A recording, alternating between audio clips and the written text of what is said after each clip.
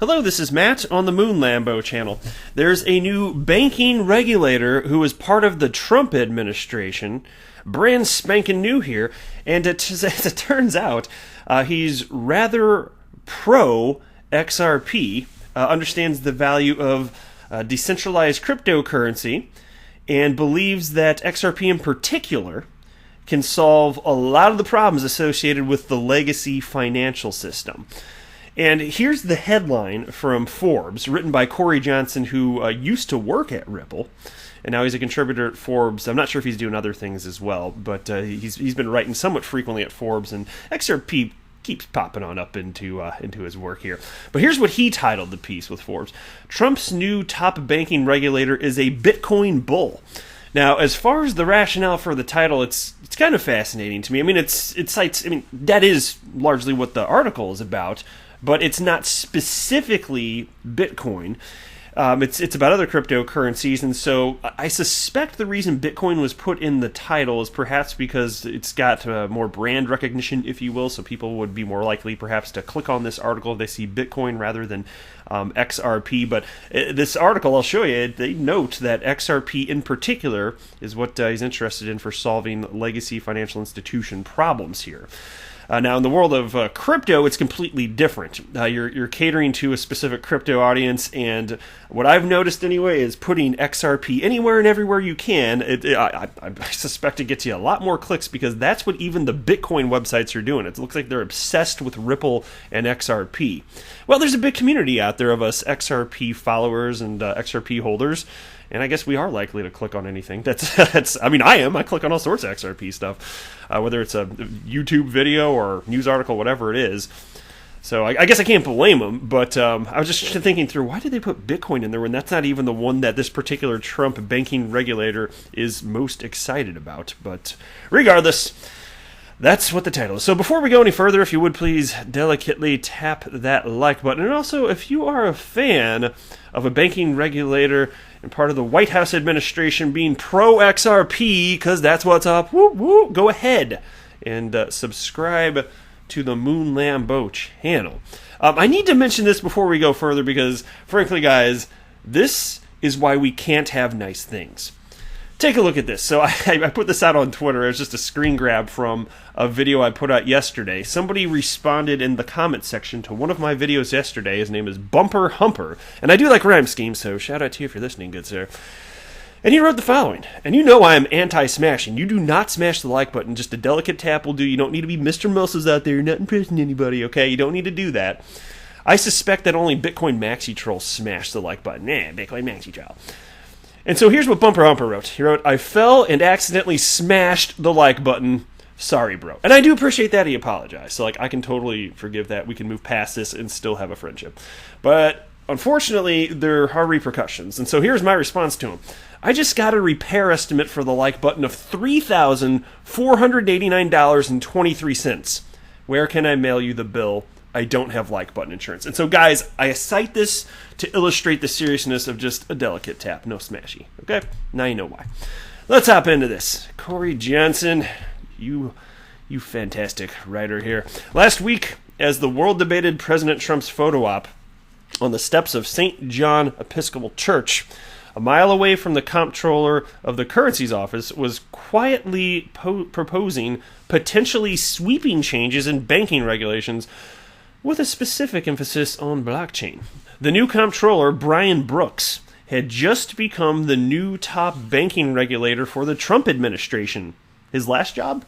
General counsel to crypto powerhouse Coinbase. Brooks, acting as comptroller, makes it clear blockchain is not the problem. He thinks blockchain is the solution to our problems. Blockchain has potential to connect up in a decentralized network all kinds of data, says Brooks. It has the ability to create large, friction-free, decentralized networks of people. There is huge and great promise in blockchain and crypto, and that's the rest of his quote. How about that? Coming from somebody in the Trump administration. Brooks, who's 51, talked with Forbes at length about his views on cryptocurrencies, regulation, and technology. Check this out, guys. Check this out. This is like the money sentence here. Interestingly, He's looking for decentralized networks in general. He cited Bitcoin, Ether, and XRP in particular to solve many of the problems hindering more than 1,000 financial institutions under his purview. Did you hear that? XRP in particular for the more than 1,000 financial institutions under his purview. That is notable, okay? In his June 2nd proposed rulemaking, Brooks targeted a rewrite of existing regulations on bank digital activities. The request for comment, signed by Brooks, asks how artificial intelligence and blockchain technologies could be incorporated into strictly regulated banking operations. Now, Brooks is especially concerned about the antiquated methods banks use to transfer money. What do you know? What do you think they're going to cite next? What do you think they're going to cite? Oh yeah, if you said SWIFT, you'd be absolutely correct. And here's a quote. It takes 3 days if you're trying to send money from the U.S. to Europe. On the SWIFT network, says Brooks, your money is at risk during that period, and even when the money is transmitted, foreign exchange fees are incurred. But a digital representation of value on both sides of the transaction can eliminate that friction and those costs. Well, how about that? Somebody up high that's actually getting this. Other countries are focused on modernizing payments, and Brooks sees that as a threat to the United States. He takes a shot at the slow-moving Federal Reserve. And here's another quote. The U.S. has lagged behind the U.K. and other countries in terms of faster payments. It took the Fed 10 years to get where they are with the Fed's version of faster payments versus blockchain, which is instantaneous and immutable. Yeah, well, as far as blockchain, some blockchains are immutable, but you know, people like to say that like Bitcoin is immutable, but if you have sufficient hash power, you can do a chain reorganization, which is rolling back transactions, and then you can rewrite history. So, in terms of immutability, not so much for a blockchain. So you really can't make a blanket statement, but he generally seems to get it here, so close enough. But anyway, the piece continues. He's right. Years ago, the European Union, for example, created an instant payment settlement system called TIPS, which the U.S. has yet to match. Brooks points out that MasterCard MA and Visa V are independently exploring the use of stablecoins to keep up. Yeah, and I've talked about that before. Those are the uses, those walled garden fixes, basically. They're not global solutions, because why would MasterCard or Visa, or pick your bank, why would they have incentive to create a global solution? Because you think about what that would mean. If they're creating a global solution, it could not be their coin, because they're never going to get backing by all these other institutions and individuals and business entities if it's their own coin that is centralized that they control. If they really wanted to have a global solution, they'd have to create a decentralized cryptocurrency, and then you get into this concept of they're not a fintech company, why would they even do that in the first place? And so that's just another explanation as far as why stablecoins, bank coins, and CBDCs, which are central bank digital currencies, cannot do what XRP can do as a bridge currency. Let me scroll in a little bit further now. Brooks expresses a deep understanding about the differences between Bitcoin, Ethereum, and XRP, showing his crypto roots, though he mistakenly calls XRP Ripple. And I will forgive you for that. I tell you what, it's only unforgivable if you're a Bitcoin maxi troll that sounds like this and lives under a bridge. XRP's too fast for its own good. I'm a troll. That's what they sound like. And yet Brooks doesn't think the federal government should issue digital money. And here's a quote, "I'm not in favor of a government-created token," he says. "I just don't think that's the role of government, quite honestly. But I think that the Fed and the SEC need to be putting up frameworks of what that digital currency needs to be."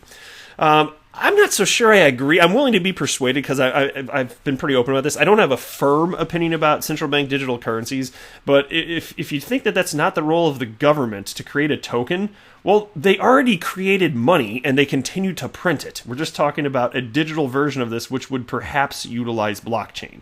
So from that perspective, I'd say at this point I disagree. Again, willing to be persuaded here.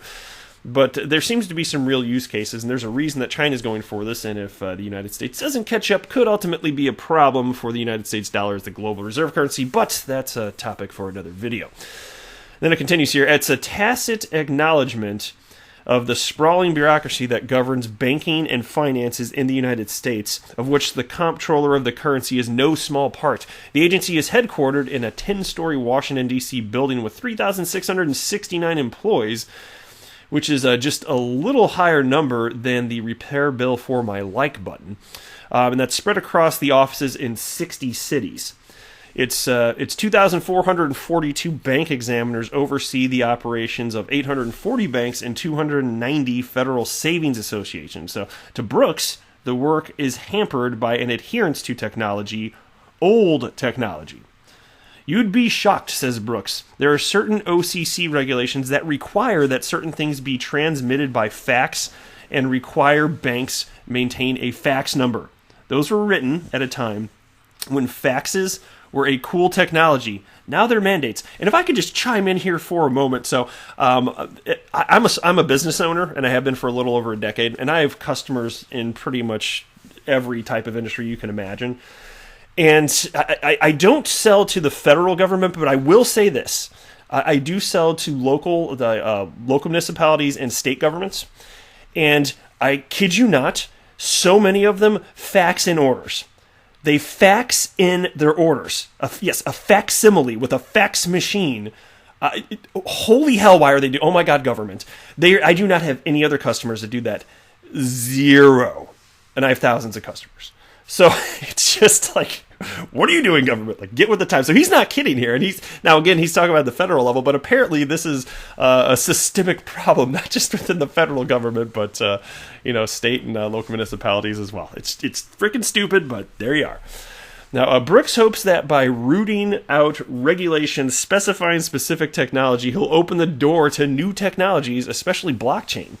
We need to do a thorough review, says Brooks.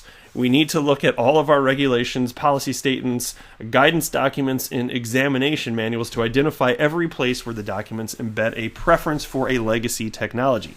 And so, look, he generally gets it, and I think that's enough. I don't need to read this whole thing, but those are the parts that I really wanted to run through with you, because it seems clear to me that this individual specifically, and again, he's in a pretty key position, recognizes just how legacy their legacy systems are, if you get the cut of my jib there, and recognizes just how XRP, specifically XRP, can be utilized to change the way that money flows around the planet, which would be rather advantageous, well, certainly for the entire world, but even if you're looking at it from an ethnocentric point of view as a United States citizen, well, it's beneficial there as well, just like it is pretty much anywhere. But that's what he's looking at. That is the point of view in which he's looking at it from. And so, and it does tend to level the playing field, with small banks versus large banks. That's most certainly true, because the smaller banks are always tapping into the larger banks' Nostro accounts, the dormant capital, just so they can conduct remittances, because they don't have the capital to have tied up money the world over here. But to me, it couldn't be more clear. As long as nothing unforeseen and horrendous happens, my humble opinion is that XRP will continue to be adopted as a bridge currency. Utility actually matters. More and more people see this as more individuals and institutional entities enter the world of blockchain, because clearly this asset class is not going away. As that continues to happen, I firmly believe that the XRP price will be substantially higher than it is today. And I just say that because that's something I genuinely believe. I'm proudly a non-hype channel. I just report the news. And I feel, and like I said this before too, I don't feel like I need to hype a damn thing. First of all, that's not the type of person I am, because that wouldn't be fun to me. I'm more about getting to the truth of matters. But there's just so much incredible action occurring around the XRP ecosystem that you don't need to hype anything. Why hyped? Just sell the truth, and it already sounds almost unbelievable. It's a lot of good stuff out there. So we'll leave it at that, though. But I thought this is a cool story. I wanted to share it with you. I am not a financial advisor. Do not buy or sell anything because of anything that I say or write. That would be a very, very, very bad idea. Until next time, to the moon, Lambo!